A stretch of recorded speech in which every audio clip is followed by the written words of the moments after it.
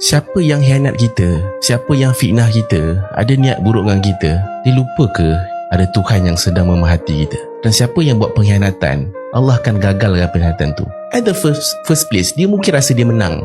Kau tengok, aku dah menang, aku dah burukkan dia dah. Kau tengok, semua orang benci dia, semua orang rasa dia yang salah.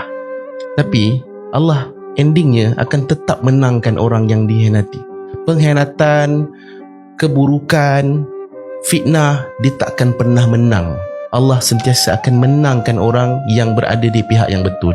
Nabi Yusuf AS tak perlu nak defend beria sangat dekat mahkamah depan raja. Saya difitnah, saya tak salah, saya ni bersih, saya ni soleh. Tak.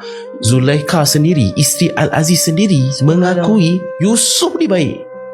Kami yang salah, kami yang dah goda. Cuma apa harga yang perlu Nabi Yusuf bayar? Dia perlu untuk bayar dengan kesabaran dia bertahun-tahun dalam penjara.